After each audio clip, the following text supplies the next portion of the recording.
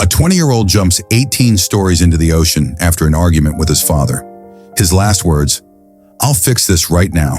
Every year, dozens of people vanish into the water, off boats, beaches, cruise ships. Most are never found. These aren't just sort of statistics. These are sons, brothers, friends who left for what should have been a normal day and never came home. Their families are still waiting. Take John Glenn, January 12th, 2007. He's a 56-year-old retired firefighter from New Jersey. He's heading out on his boat, the White Whale, for what should be a routine trip along the Atlantic coast. It's just a few hours on the water. He's done this 100 times before. Or Cameron Robbins, May 24th, 2023. The kid just graduated high school 3 days ago. He's on a celebratory trip to the Bahamas with his friends. He's a baseball pitcher, a vice president of his church youth group. His whole life is ahead of him. He's about to play college ball. These are just normal people doing normal things. But then something changes. John's boat, a 20-foot privateer, is found days later, 90 miles east of where he started. Severe damage. No John, just an empty vessel drifting in the Atlantic. Cameron's on a sunset cruise called Blackbeard's Revenge. It's 9:40 p.m. Someone dares him to jump into the water near Athol Island, and he does it. There's video. Describe video briefly. He's swimming.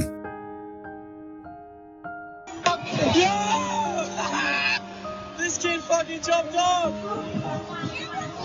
Oh my fucking god! Oh, bye-bye! Oh, that's it!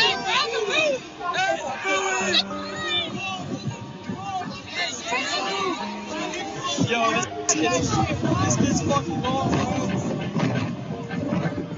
Yep. But then people online start analyzing the footage. They notice something. Cameron swims away from the rescue boy.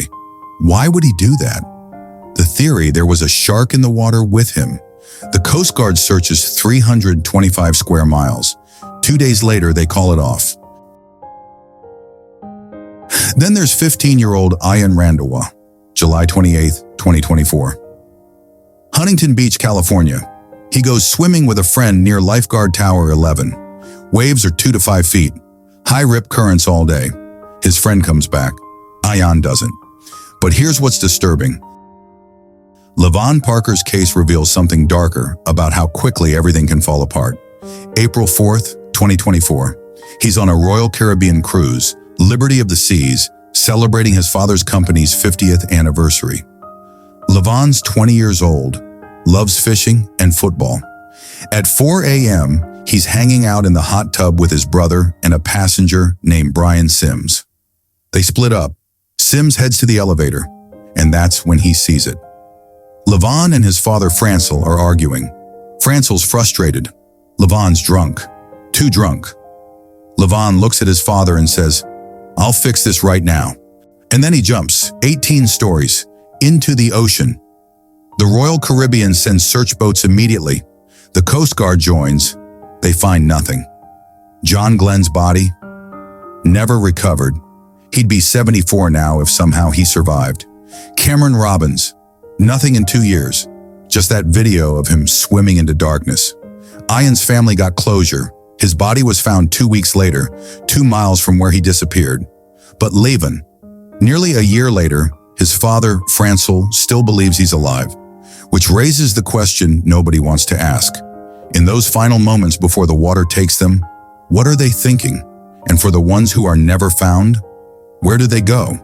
But these aren't isolated incidents. The pattern is darker than you think.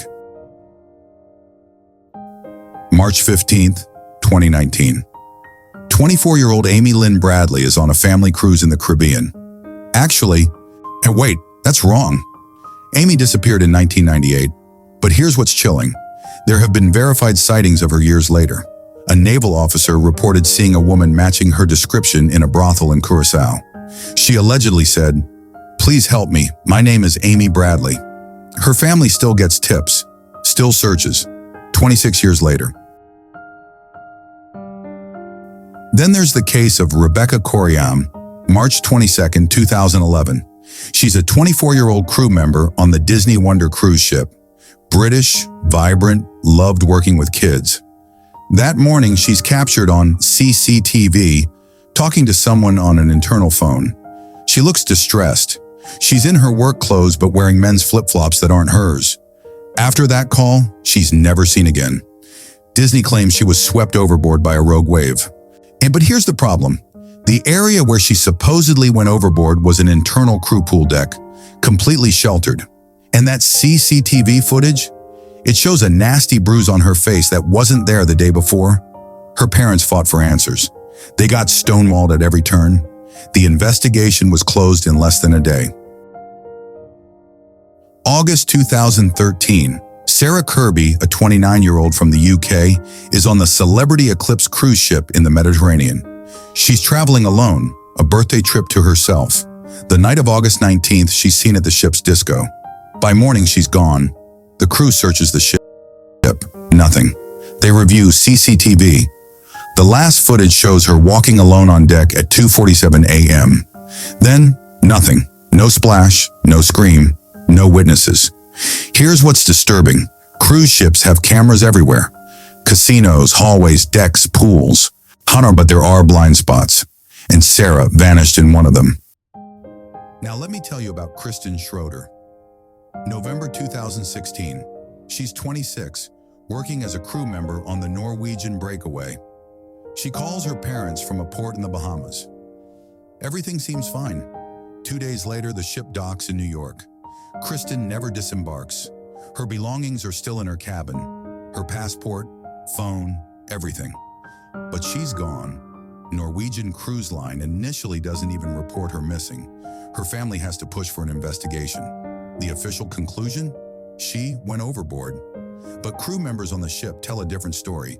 They talk about her being upset, about problems with management, about things that didn't add up.